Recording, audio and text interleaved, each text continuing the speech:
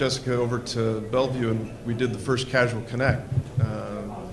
And I was doing, at the time, Indie Games Con down in Eugene, which was one of those kind of, let's call it a conference, but we'll actually just put a kegger on and put some sessions around it. And that was when we were doing a lot of game development around garage games.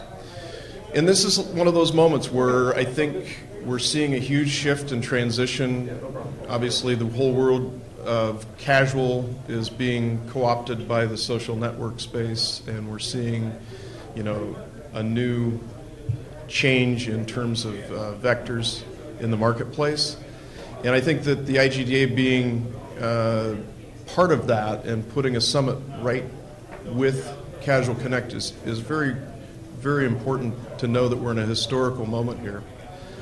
It's a historical moment in the sense that the IGDA is back kind of in the conference business again after having been exited by the GDCs of the world years ago.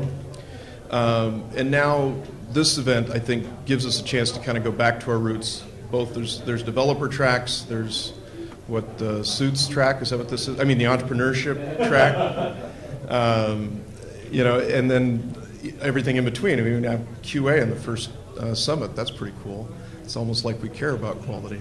And I think that it's real important when you look at a day like today and look at the quality of content that's been put together, to recognize that you can go out on the internet and find all the content you want, but the people in the room are the keys. And so make sure that you lean forward today in all of the sessions that you attend. Proactively ask questions, because sometimes the crowdsourcing of knowledge in the room is way more important.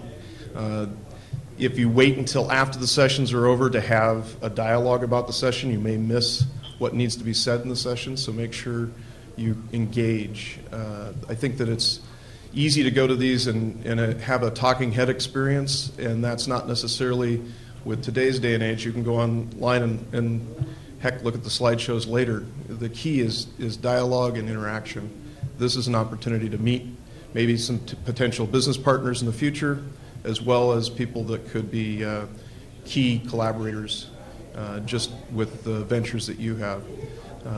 Entrepreneuring in the game space hasn't always been the most successful way to spend capital dollars, but we're going to look at how to raise money, how to actually build successful organizations in this space.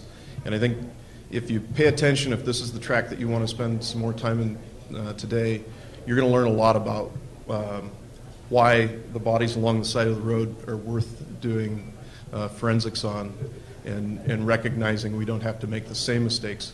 We can make new ones. So with that, I'm going to invite Jordan to come on up, and we'll get this thing kicked off.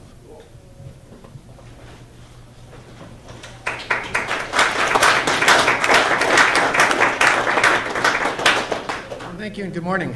I guess I got asked to do this by Ed because I'm old, and I've been silly enough to start lots of companies, some of which have succeeded, some of which have not, and to pick up on the bodies by the road. The difference between a serial entrepreneur and a serial murderer is that we leave more corpses behind us. Let's start with the word. I hate this word. I've been one for over 30 years, and I still friggin' can't spell it, not even with a spell checker, and that's similar to this word, which I can't spell either. And the interesting thing is that if you look up both of these, they really mean the same thing. And I think there's a reason. It's because they're French. The French fail, at least at war, often, every time. And if you're thinking Napoleon, he was Corsican, so that doesn't count. If you're thinking French Foreign Legion, that's a good one. They do win, but you know they're murderers, cutthroats, and thieves, which takes us back to entrepreneurs. My definition of an entrepreneur is a guy who's stupid enough to stand on the top of a cliff, throw himself off on the premise that he'll invent wings before he hits the ground. Which means, in my book, Icarus is the first entrepreneur. And this is typically what the cash reserves, if you look at his flight path there of an entrepreneurial, and that's typically the results. It's a risky business, but Icarus was lucky enough to invent wings, and he missed that first failure opportunity, started vectoring up, and then fell prey to the second part, which is you've had early success. What happens then? Well, you let it go to your head, get up a little high, burn cash too fast, hire too many people, watch your wings melt, and right back to where you would have been moments ago. Occasionally, though, you screw that up, and you fail to fail, and you soar. And that's an incredible moment. Having a company that actually doesn't hit the ground is, well, it's a high. It's a real high. And it becomes addictive, as my wife will tell you after 30 years of going back and trying to do it again and again. It is an addictive feeling.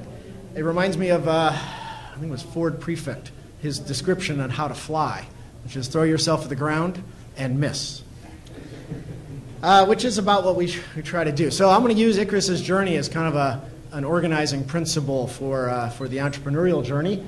They don't always end in failure, but you know, failure is an important discussion anytime you're talking about going out on a risky venture. So vision, leadership, creation, hubris, and failure.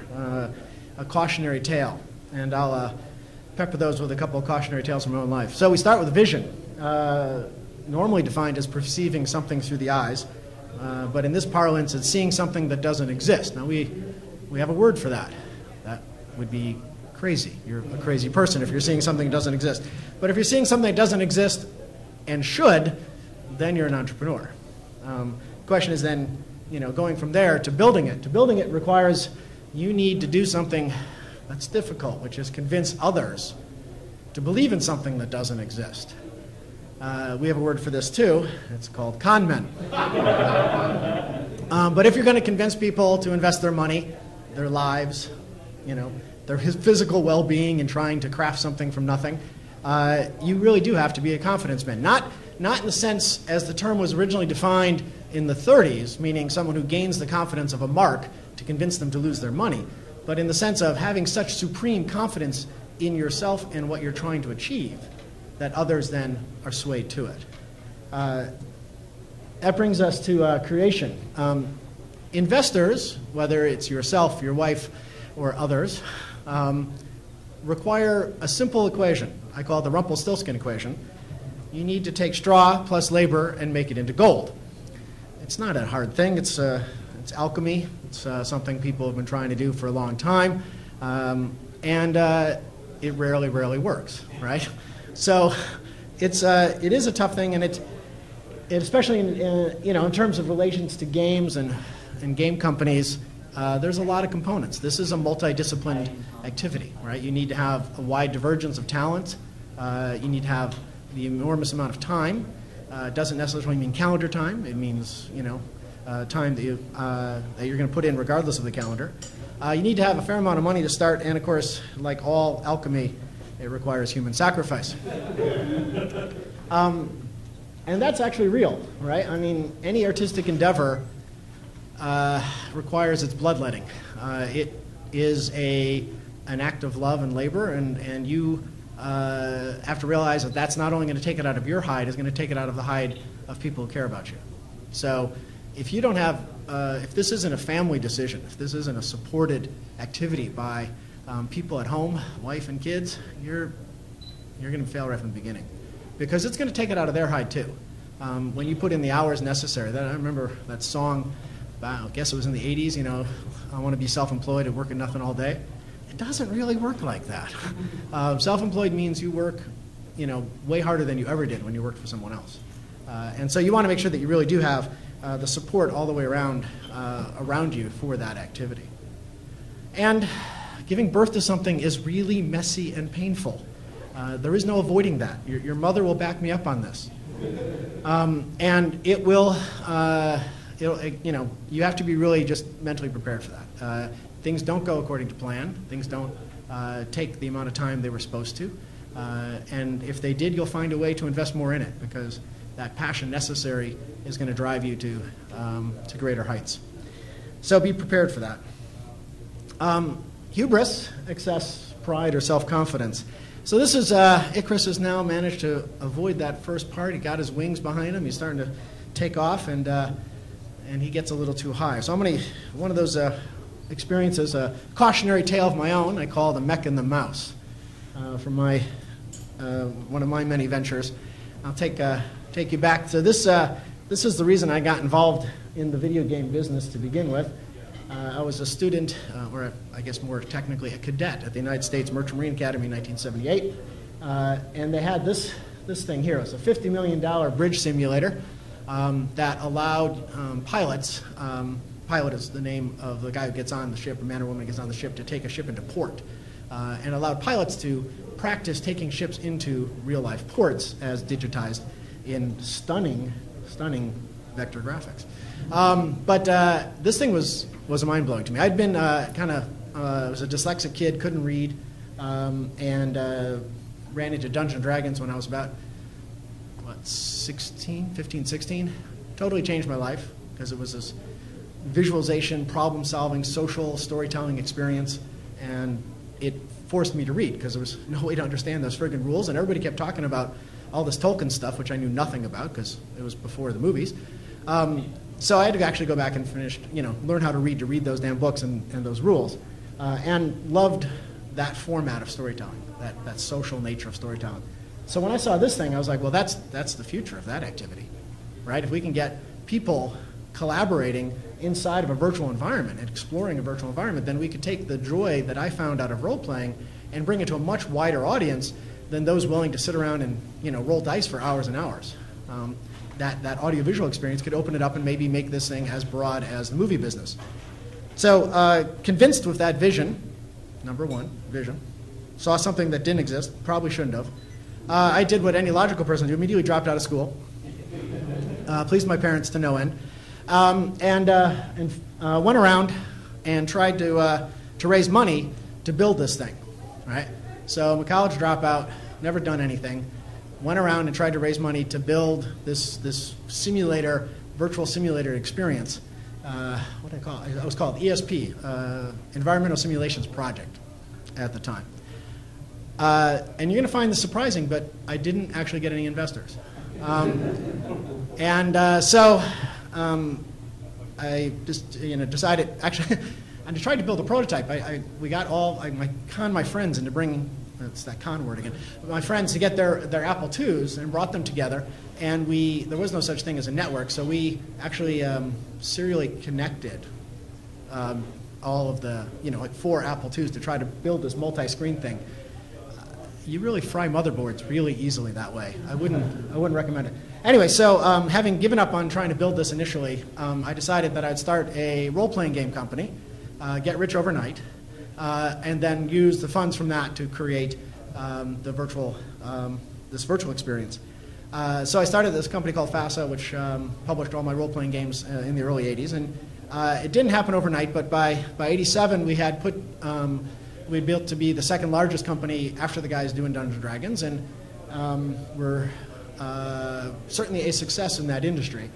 And then I decided to trash all that by taking all of the money that was being thrown off by that and investing it into this virtual reality experience, which I think originally our budget was just about $400,000 is what it was going to cost. For a small company, we were doing about $4 million in revenue. That was a big investment. Unfortunately, it was also wrong by about a factor of 10. It actually cost about $4 million to build the first one by the time we were done. And so we begged, borrowed, and stealed and brought FASA to the brink of bankruptcy many times. American Express will still not give me a card. But we did actually manage to build the first of these centers in Chicago in 1989.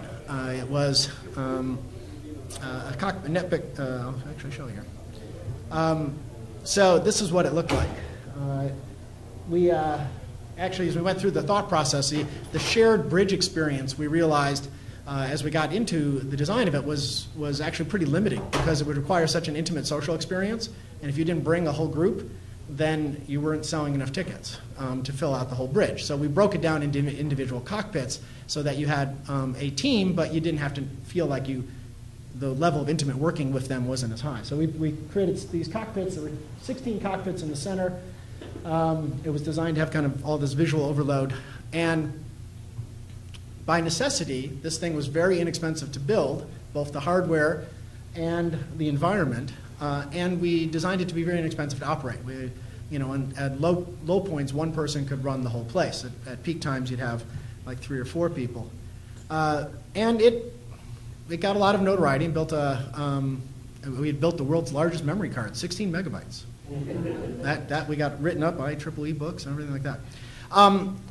The thing was, and this is where the hubris starts to set in, I just wasn't satisfied. I was like, okay, so it does something no one's ever done before. It was the first network game available to the public, it was the first 3D immersive game to the public, and it wasn't good enough, at least to me. So I kept designing newer and newer and more sophisticated cockpits, requiring us to go back, create new hardware, new physical locations, just kept raising the bar, more and more expensive. We sold the company, a majority of the company, to Tim Disney, the Disney family, in 1992. After having built centers in Chicago and a couple in Japan. And then so with Tim getting on board, he wanted to broaden it out even further, rather than just being devoted to Battletech, which was the first one, / MechWarrior, as it had become known by that time, to be able to offer, as we did, a variety of games. And so, as I'm apt to do, I went and wrote a rather involved alternate history story to support why we could go off to all these different worlds, called the Virtual Geographic League, which was a secret organization created by Sir Richard Burton. That would be the explorer, not the actor. Nikola Tesla, my go-to guy anytime I need anything. And Alexander Graham Bell, who had founded the National Geographic Society. And so we built this Victorian Explorers Club that was a mix of high-tech and stuff nowadays you would call the steampunk, but this was 20 years ago, so we didn't have the term steampunk. We called it, kind of Jules Vernean science fiction. And these were beautiful, and they were a ton of fun to build, and they were expensive, and they were expensive to operate. I mean, we ended up with restaurants inside of them and bars. We ended up with all these different beautiful areas that you had to be escorted through, and different parts of the story would be told in each of those. And when we opened the first one of these, which I think was Walnut Creek, California, and then San Diego, the sales went through the roof. They were fantastic. We were, we're geniuses. And they were really high for like the first year in each location. And then, surprisingly, after the first year, they would come back down to a steady state. Well, the steady state was what we were doing in Chicago. Same business. And in Chicago, those centers were profitable because it was cheap to build and cheap to operate. In all of the rest of these, steady state was not profitable because they were too expensive to operate and too expensive to amortize to build. So we had fallen for that classic hubris. We let early success go to our heads. We built and overbuilt, right? And we ended up taking what was a good and successful business and driving it right into the ground. A couple lessons there. Don't let early success go to your head. Stick to your knitting. Make sure that you're following the data. Don't believe your own hype. We became very, all these flattering things were being written about us and all over the place, and we took all that to heart. Really, really monitor and check data, right? This is something now that's inherent in our industry, but it wasn't until pretty recently. But being able to look at your customer data and realize, if we had really been studying that data over that first year, we would have seen the percentage of return customers, right? And that percentage of return customers would have been a fantastic predictor of what our steady state operating revenue would have been, as opposed to the kind of novelty inflated numbers that come in the first year. So, just like Icarus, the mech and the mouse falls down. So what did I learn about that? I learned that failure sucks. It was having built a successful company and then built a second one and sold it and then managed to trash it. It was a blow. I definitely was pretty out of it for about a year until I got back on my feet, which was primarily provided by my wife kicking me in the ass. But I really think that overall failure is required for evolution and innovation. I mean, the infinite monkeys I mean, they get a bad rap because the bet is that if you have infinite monkeys, they still won't produce Hamlet with an infinite amount of time. But that's not really a fair contest, you know, because he already, you know, Shakespeare already wrote Hamlet, so the other guys are trying to copy it. If you gave both Hamlet, if you gave Shakespeare and the Infinite Monkeys clean sheet of paper, I guarantee the monkeys will come up with better stuff, right? Because of the ability to create and fail, they will create better work. So, another quick example of hubris and failure. As I mentioned, I started FASA in 1980. Traditional in the role-playing game business was each company got one big hit. And that's pretty much been a rule that's been consistent. We broke that and we managed to get, you know, 2 big hits, MechWarrior, Battletech MechWarrior and Shadowrun. So we've kind of broken the curve there. And then 20 years later, I came back to the business with a company called WizKids, which also did very well. I'll talk more about that later. And so 10 years after that, when I was, you know, going back to the business a third time with a company called Wells Expedition, I was like, that's a piece of cake. I know this business better than anybody's ever known this business. You know? I can, you know, don't have to worry about it. I know how to design the product, market it, got it totally wired. And you know, we had lots of fans for the product. The game itself was well received, but I had really messed up on not doing my homework. I was kind of fighting the last war, which is a classic mistake, right? The hubris of having been so successful in that business before meant I didn't do my homework on this new company. I didn't step back and measure and look at the realities of the marketplace. So what I learned, number one, I'm an idiot. Number two, if you think you know it all, refer to lesson number 1. Because you really never know it all, right? You always have to assume you know nothing. Just go back and do your homework, study the marketplace, study the consumers, study the, you know, what the needs of the marketplace are, and don't assume, like the collectible business, which had been so good for, you know, 15 years. I mean, right now, in our current one, you know, the assumption is only microtransactions are the future of everything. Same was thought in this business, right? The microtransaction model is based on the collectible model. It was great for 15 years. There's only one collectible game left, right? And that was the first one. It's still surviving. The rest have all come and gone. So don't always assume that just because something's really working now, it's always going to work going forward, right? You know, that old look where the puck's going, not where it's been. So I learned that failure still sucks. And that, you know, it should be tried to avoid. I stole this story from Nolan Bushnell, who I was speaking with last week, and I have no idea if it's true. I tried to look it up, I couldn't find it, but so if it's wrong, blame him. But he was talking about a study that was done, I think it was at Columbia, where they took a bunch of pottery students and split the school in half, you know, the class in half, and said half the class you're going to grade is going to be exclusively based on the quality of one pot. Make the perfect pot. The other half of the class, your grade is going to be based upon the volume of pots, sheer weight. We don't care a shit about quality. Just give us as many pots as you can. And of course, just like our monkeys, the best pots came from the group that was only focused on volume. Why? Because the guys focused on the one perfect pot were kind of frozen. What is the perfect pot? How do I make the perfect pot? What happens if I fail making the perfect pot? Versus the guys who are quoted on volume were, let's just make lots of pots. Well, how do we make them faster? And in trying to make them faster, they had hundreds and hundreds of iterations and learned to make better pots. I mean, I thought it was an interesting story. All right, so I'm going to go to success and fear, kind of later in Icarus' story. And a tale called, these are all, you know, kind of cautionary tale, clever titles, or so my wife thought. Tale of Turkeys and the Clix. So this was, the setting for this is, it's year 2000, I'm here in Seattle. My 2 older boys who love games that are not invented by their father, as a universal rule. And so they had become fascinated with Warhammer. And they saved up all their money and they went out and they bought, you know, Warhammer because this is what was in their head, because this is what, you know, the fantasy is. But the reality is they come looking like this.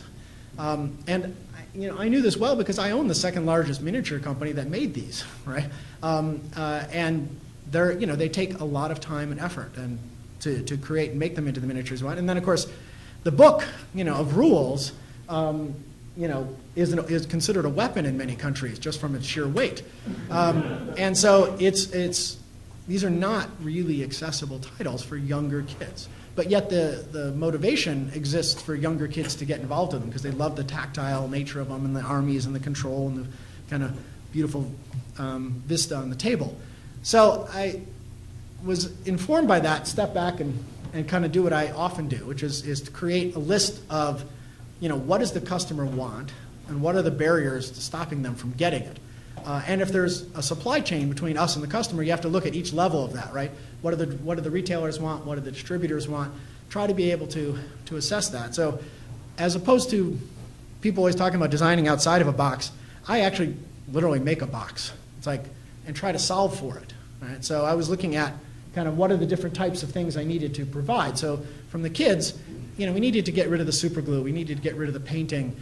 These things were, required eye-hand coordination that young kids don't have. And we needed to make them low cost, right? When you're paying $15 a figure, it's pretty hard to put a big army out on the table. We needed to make the game fast playing, shorter rules, or basically no rule reference necessary during the game at all, and no reference of tables or charts and all that kind of nonsense, which just slows your fantasy of what's going on in your head down.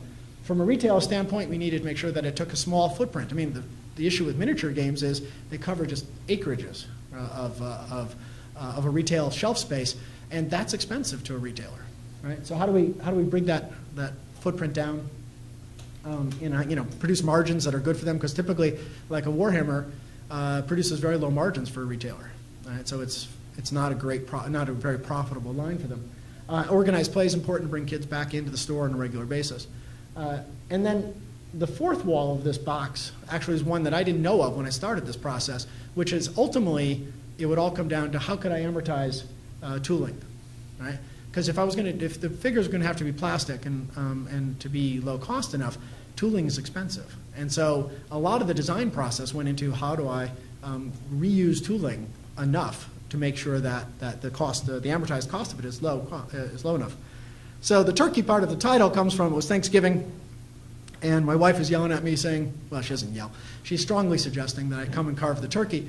And I'm like, no, I think I've got this thing figured out. It's going to make us rich. And if you're my wife, you've heard that a lot. Most of the time, it isn't true. This particular one, it turned out pretty good. But it had come down to, I found this in my desk. And back before the days of computers, when we wanted to figure out what size a piece of graphic art was going to end up at, we used this device, which is basically a rotary slide rule, to figure it out. And it struck me just how much information was encoded on this pretty simple device. And if I could use that to encode all those tech tables and charts that are in that giant book onto the figures themselves, then we get rid of all that reference material. And interestingly, we could make sure that a character could do something that it can never do before, which is that it could have an arc in terms of how it goes through its life, because you could rotate it and it would change its characteristics. So I took that and created dials like this, which had the various statistics, and then put on top of it the figure and a rotating clicking device, so that as the figure took wounds or was healed, you would click it one way or the other, and brand new statistics would show up. The other key component of this is that the figure was actually representative. The actual game data came from the disk below it. So I could reuse the same molding with painting it different colors and applying a different sticker for the interior of the dial, and get a wide variety of play dynamics out of a single mold. So it helped with that whole molding amortization part. So with that solution in hand, I went back to FASA. Now, I'd left FASA, I'd say about 13 years earlier, as I went off into the virtual world, and then after virtual world we did FASA Interactive, we sold that to Microsoft, and then I was here at Microsoft being creative director for Ed's organization. And so I brought it back to FASA and said, hey guys, I really think there's something here, and they passed on it.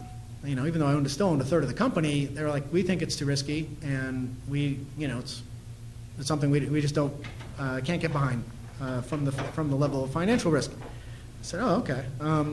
So I went and started WizKids with a combination of our own money and raising it from some angel investors.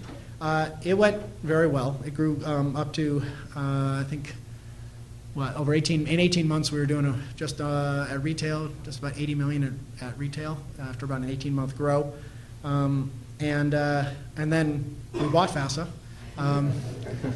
It wasn't being spiteful. It was actually just cashing them out because they were ready to retire. But we bought and incorporated all those IP. And then we sold the company to Topps in New York, who makes bubblegum and trading cards. So about 2 years after we started the company, I brought a new design to the team. And it was not like anything we'd done before. Up to now, the company had been based purely on that first innovation. And what was surprising to me is that my team, the same people who had risked and left perfectly good paying jobs, risked everything to bet on this that previous innovative idea 2 years ago, was very scared of this idea. And I didn't understand that. I just couldn't get why people were scared of this. And I went down the list. I mean, previously, 2 years ago, these people all left their jobs, took a big personal financial risk to bet on this company. In this case, there was no financial risk. There was very low corporate risk. I mean, the company was doing very well. The amount of investment necessary in this new product line was pretty small. It was not going to really affect us. We had no distribution risk. We already had every distributor in the business. They were going to carry whatever we did next. Yeah. So I was like, why are we having this feedback? And I realized it comes down to one thing. It was not the financial risk of failure. It was the emotional risk of failure. If we failed before, just back up. So FASA, WizKids had 3 big hits in a row. It was kind of the golden boy of the industry, right? And that meant that everybody looked at everything we did. When we started WizKids, no one was looking at anything we did. If we failed at that point, it was pretty much unknown, right? I'd take a hit because people knew who I was, but no one knew who anybody else on the team was, and so they didn't really have an emotional risk associated with a failure. They had financial risk, but not emotional. Now, all of them were notable people, and all of them had kind of an emotional stake on if we fell on our face. And it's really struck me how powerful that is for everybody, because it is, according to the statistician Jerry Seinfeld, 3/4 of us would rather be in the casket than deliver the eulogy, because it's a very public form of failure, right? It's not that you don't know your subject matter. You're afraid of failing out in public. Whereas if you're an idiot like myself, you don't mind falling on a face. But I think that was what, to me, it was really kind of eye-opening to look at how the team responded to this. Because I'd always assumed that risk averse meant financial risk adverse. And the more I looked into it, the more I realized actually, I think even in very large organizations, the emotional component of fear of failure is actually probably a stronger deterrent than the financial risk of failure, right? And you could argue that with the stock market, a company that's public, that the two equate, right? Because if you fail and a public company fails a product line, then there's going to be an emotional response by investors, and I think there's some truth to that because of the screwed up way our quarteritis system works. But I think internally, there's still a larger kind of emotional attachment to failure. That means that even if it's never seen by the public, if I take a risk internal to the company and I fail at a project, I'm going to feel the results of that. And I think that's pretty sad, especially since one of the things that's really interesting to me is that we don't have a choice anymore. We look at development, now this obviously different types of games have different development links, but if we look at kind of where a lot of energy is going, when I got involved in the business, right, it was a couple guys for 6 months to top out a title. That grew to every title was like 4 or 5 years, 3 to 5 years, and now, you've got a lot of us who are working back again at like 3 months to a title. And we're not launching a title after it's finished, we're launching a title when it started. It's a totally different mindset. Right, we are in a large way. We now develop and live, live and in public, right? And so, in some respect, you have to get used to public failure. On the other hand, you're getting used to the concept of miniature failure, tiny little data points, right, that you can respond to very quickly. Whereas before, we'd be toiling away at something for years. just contemplating our own navel with no input from the public, and then we'd ship it and we'd find out whether we were right or wrong. And so the only failure was huge. Well, now with kind of the mobile and social environments, you launch pretty much as soon as you've got a great nugget, and then you build on it. And you're doing that in response, real-time response to your audience. So if there are failures, they're very small and they're very rapid, right? So you can then vector control them and move on. And if you're able to, if you have a large enough audience, you can even segregate that audience so that the failure was only seen by a small section of your audience, right? And so then you've learned from that, and then you roll the successes from those that you've learned from those failures to the majority of your audience. So I guess in conclusion, why do I love startups? Because they have less of everything, right? I keep all of my career, my wife calls it the boss, no boss structure. We always start with no boss. If we're successful, we build it up, we sell it, and then we have a boss. Then I have X number of years with the boss, and then I always go back to no boss. What that means is I go back to the garage. And I love the garage. I love it for a lot of reasons. These are some of them. One, you have less resources. That doesn't sound like a positive, but it can be, right? When you've got 10 people in a room, I always say, if you give me 10 people, I can change the world. Give me 100 people, I can't tie my friggin' shoe. And it's just something, I mean, different people have different management styles and capabilities. I know mine is best suited at, I've kind of learned my limits about 25. Over 25, I bring in someone else to run the company, and I just focus on product. Because I'm not that guy. I can't do that. With disseminating information to large groups and keeping large groups motivated, it's not my thing. I've never learned how to do that well. I get too obsessed in the creative process myself, and that's not good management, right? So I love actually having less resources. As weird as it sounds, less access to talent. This part I don't love. When you have a big team and you can pay decent salaries and you can offer more security, you have access to more talent than you do when you're in a garage with no security at all.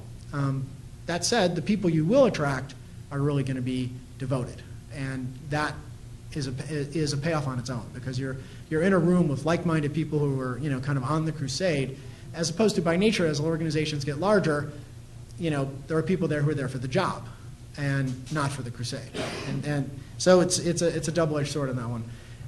The less capital, not in love with that one either, but it's just part of the gig. You have to be able to figure out how to do less with more. The other way around, more with less. But you also have less bureaucracy. That's really empowering. I mean, I think as Ben Franklin said, you get 3 people in the room, you get politics. And I think when you get a large organization together, regardless of how non-evil that organization wants to be or attempts to be, there's just by nature a fair amount of bureaucracy and a fair amount of competing agendas. So it's very hard to have complete clarity and unified everybody on one page trying to get one thing done. It's just difficult in a larger organization. But there is a superpower, and that is that we're expected to fail. And that gives you the freedom to really try innovative ideas, to really push boundaries, and sometimes, well, not sometimes, often suffer the consequences of that. But if you look at every experience as a way to improve the next one, all of those failures are indeed useful. So I probably plowed through that much too fast, but I can take questions if there are any. Yes. First of all, thank you very much for coming. This is great talk.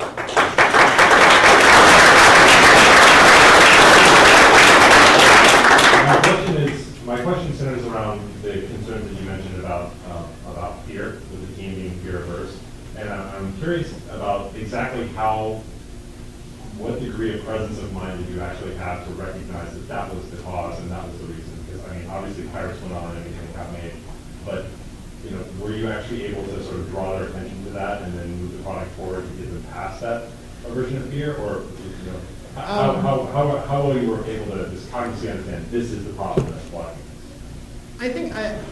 I think the recognition of the problem was about probably at the time only about half. Right? I started to really get a sense that of the fear component. Of course, that fear component is also masked in people don't come forward and say, I'm afraid of this. Right? They come forward and say, we can't do this because, right? Because of the wonderful things he doesn't do. And so I think part of it was understanding that all of those reasons were masking a real underlying fear. Now, if I was a better people manager, which I'm not a great people manager, I might have been able to address that issue head on and maybe bring the team around to dealing with that fear and embracing it. I'm not that good a people manager, so I did, well, as I did on Ed's team occasionally as well, which is just get sneaky and go around the rules. So I basically had a small, within the company, I had created a small blue sky team, and I just took, outside of the normal production chain, and so I just took my blue sky team and turned them into a production team, and I said, we're going to take this one all the way to launch. And so I basically just obviated around my own organization to bring it out. Not the preferred or best way, but again, if I was a better people manager, I might have been able to be more cognizant of what the real issue was and address it head on. But I basically attacked the symptoms, which is we don't have the bandwidth, we don't have the ability, and I didn't attack the root problem. Yes? You're talking about launching early and often, developing in public, and I'm just wondering what sort of the IP concerns that are, right? Because there's another side of that coin, which is you have a really awesome idea like Clix, and you say, tell everyone about it and see what the public reaction is, so it's a good idea, right? Well, yeah, IP is an interesting thing going forward. It kind of parallels privacy. I don't know how much is left. I don't know how much of either is going to be left going forward. I think I wouldn't advocate talking about your idea before it's at market, right? I would find a way to bring your idea to market in the most at its most crystallized, kind of an early state. It has to be enough there that expresses the innovation, expresses what you're trying to show that's different, and make sure that the experience is representative of your larger vision. But bring it to market, and then it grows in response to the audience. Right? Not so much talk about it and saying I want to make this, because that's one. It isn't particularly helpful, except for a small audience, because most of the audience doesn't know how to respond to that. Right? Most of our audiences respond to concrete, not to conjecture, and so they're going to want to see it expressed as opposed to your theories of what it could be. So you're not going to get really as good feedback as you want, and two, it increases the chance of someone ripping you off. Now, the chance of you getting ripped off is already pretty high, right? Because in this environment where you've got such rapid product development models and such quick to market, right? There are large companies whose whole business model is to watch innovation happen at smaller scale, find what's working, and then 3 months later release their own version. And because they have a large network of people, their version will gain traction much faster than yours. Right? And then theirs becomes the dominant, yours becomes secondary, or just gets washed away. That's a scary thing. There is no instant ramification to that, right? The only ramification is that you have to take on the task of building yours to scale in the short period of time between when they've seen the quality of what you're doing and when their knockoff comes out.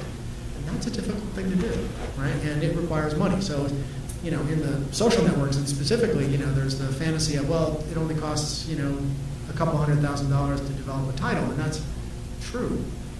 But it costs a lot more to gain the audience you need to defend yourself from when a larger company comes and knocks off your title that's working. And so it's, gaining audience members is not going down in cost, even though development is. That said, you're still better to do it. I mean, what's the value of a great idea if it's sitting in your head? Nothing, you know? And if you go out and you do it and you build it, and even if you get skunked, and even someone takes away from it, you know, takes the mantle and rides off to the sunset with it, you're still going to feel better. You built it, and you're still going to get further in your career, right? Whether it's building the next one with with more money behind you, or you know, teaming up with another company that saw the quality of what you managed to do before. So you know, I say the number of great ideas in the world is infinite, but most of the people, you know, are more comfortable in the box than at the eulogy, telling, you know, so they don't take their great ideas just die stillborn. You know, if you really believe in it, you know, make sure you got the support at home, and then go get on the horse and go to the crusade. Any other questions? Yeah. I was thinking, you mentioned property, just for a second. At some point, there must be a point where in the shower, discovering around that property was worth keeping all of it, every last molecule. In the 80s, when I was a teenager, I was playing with your little writing robot game on the tabletop, and then years later, playing with my ex-sons on the tabletop with a whiskey product, and I think that's multiple generations. For you, in the past, have had to split off the various components of FASA, because somewhere in some basket, I think you probably have to pay a license to visit some of your children. Oh, yeah. I assume Microsoft would. Yeah, it's a bit like having children, to pay, you know, pay support. But at some point, you realize that intellectual property was worth having at all costs. Is there, it depends on that. Absolutely. And, you know, are there days when I wish I wasn't ADD at the core of my soul? Yeah. Yeah, I mean, I think my career has been, you know, a series of building companies, building IPs, and then typically selling them, right? I mean, I always say they're like your children, only you get to sell them legally. Yeah. But it is, you know, there's days when I look back and said, you know, boy, if I had just kind of stayed with them, you know, what would the world have been different? And, you know, there are track records that certainly illustrate that, right? I mean, there is a long-term benefit for being able to have the perseverance to stay with one property, stay with one business model, and just get better and better and better at it, right? I mean, our friends at Bungie is a classic example of that. And that, you know, there are long-term rewards associated with that. I think that you have to ultimately decide which path is interesting for you. Mine, and I'm not arguing this, actually, I mean, you can make a pretty convincing case that economically I would have been better to not sell individual properties, not to fracture them off, and to, you know, kind of keep holding them. But to me, my joy is always kind of the hill that is yet to be discovered. People always ask me what's my favorite game, and the answer is always the one I'm working on right now, because you have that passion of that new sense of creation. So yes, there is long-term value in IP. It's harder to do now than it used to be, I think, but there's still long-term value in IP by all means. I think ultimately it's one of the few long-term assets worth trying to retain. But it's like every other asset in your portfolio. You have to make a decision on when is the right time, you know, to recognize its value. And sometimes you're right, and sometimes you're wrong. Yeah. Along that lines, do you spend a lot of time thinking about exit, or do you just let that happen? It's a different thing per company, really. When I started FASA, I was a kid, and I didn't know what an exit was. Right? I was just hoping to get a salary. And so, no, that never really thought about exit in terms of FASA. When we started Virtual World Entertainment and built the first center, I knew that was a game we could not afford to play long term. And so I knew eventually we would have to be acquired by someone larger who could then take this and really roll it out around the world. WizKids was another example of that one was built with acquisition in mind. And that's an interesting thing. You have to play straight with the people who are getting on board and tell them what your plans are, right? Because they're taking big sacrifices of themselves. They're moving across the country. They're working long hours. They're taking salary cuts, whatever it might be. And you got to be straight with them and say, this is my plan for this organization. Right?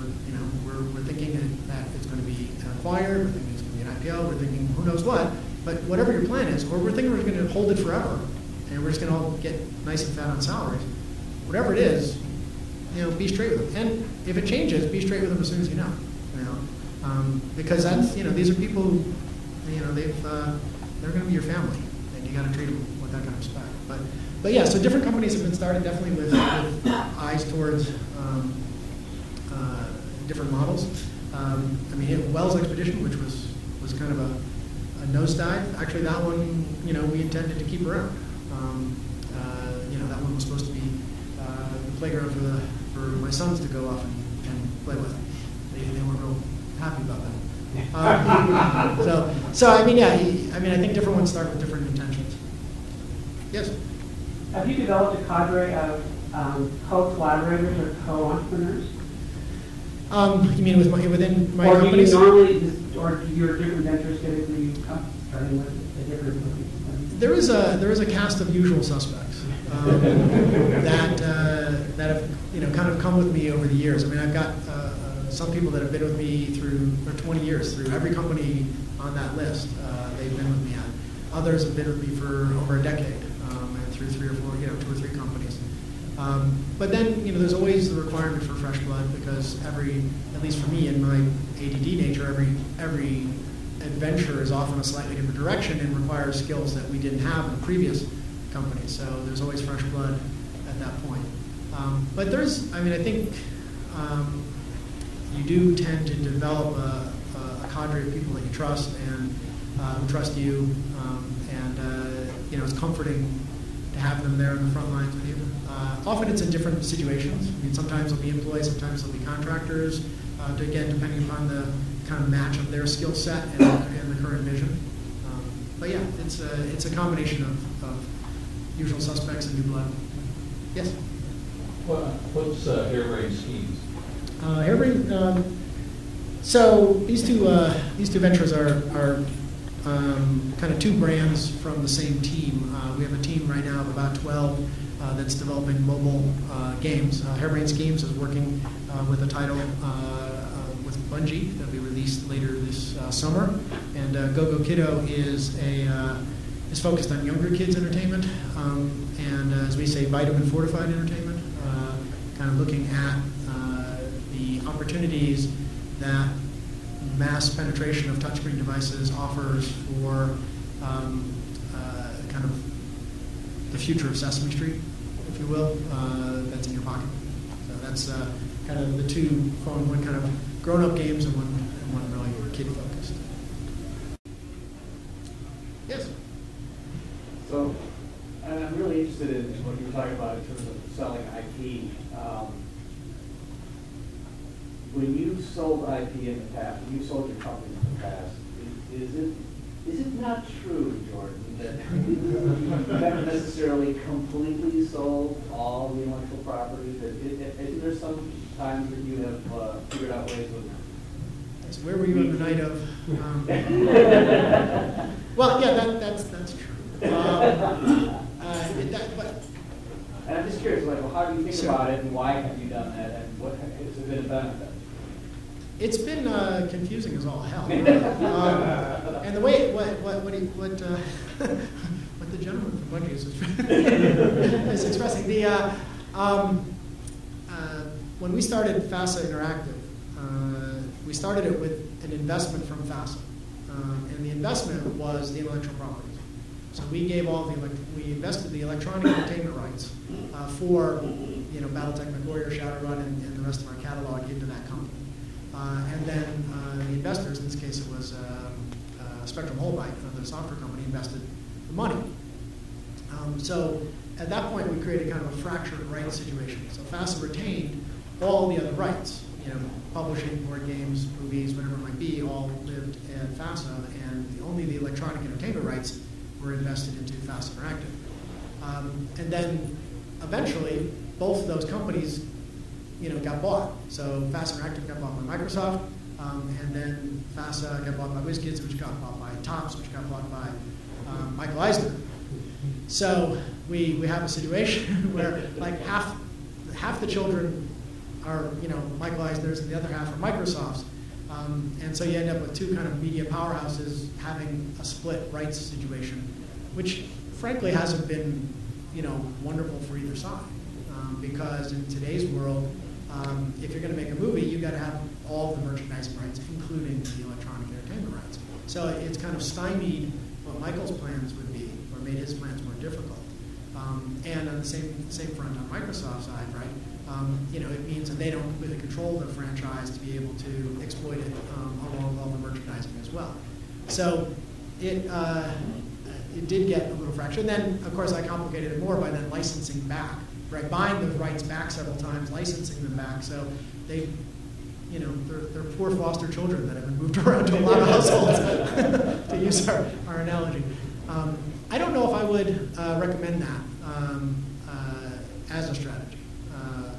I think what I have done in other IP situations is to kind of put in a clause of use it or lose it, right? So that you're selling this, but if they let the property go fallow, you have the right to buy it back, right? So that at least if you do care about it or you think there's another life to be had in it, you have access to it. And so, but I think that might be a more successful strategy than fracturing them, because that didn't really work out too well. It looks like I have time for one or two more questions. Yes. Question. How many companies have you started? I can think of at least 3 you didn't mention. Oh God. I think what was your wife's too many. That would be her answer. So I got 42 Entertainment, I have Smith & Tinker, Edoc Laundry. Those are pretty recent. Right. Well, I guess if we go back, not including the ones in high school, which is why I didn't print business cards at FASA for a long time. I had this kind of phobia against business cards, having printed many in high school, and then the companies never materialized.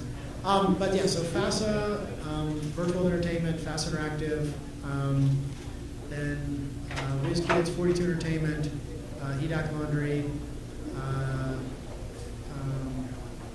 Smith & Tinker, Wells Expeditions, and then these guys. Arcane Legend? Yeah, Arcane Legions was at Wells Expeditions. So what is that, 9-ish? And then can you talk a little about inventing alternate reality gaming and sort of the difference between a big company which is outside? Or maybe that's our answer, if you didn't share that. It is, but the short answer is in both cases you have to cheat. As you know, we had to cheat to do it at inside of Microsoft, because the first one I did when I was working for Ed at Microsoft, which was for Steven Spielberg's film AI, and it was pretty much expressly against Robbie's wishes, and we managed to get Warner Brothers to fund half of it, and then we put in the other half. When forming 42 was formed as a marketing company because it seemed that the way to get experimental capital was easier through marketing departments than it was through product development departments, because we had already demonstrated that it could be used as a marketing tool, and it had not been demonstrated it could be used as a product. And so, in retrospect, that ended up casting that kind of way of communicating with audiences in a light that I would not really want it cast in, which is only as a marketing device. But that meant that we would often we go back to that con man slide, and we would meet with marketing teams, and we make sure that whatever we were doing was achieving their ends, but our double secret agenda was making sure we were pushing forward our experimentations in terms of how to do giant collaborative storytelling, and learn more and more on that. So it's all towards nefarious ends. Well, thank you very much.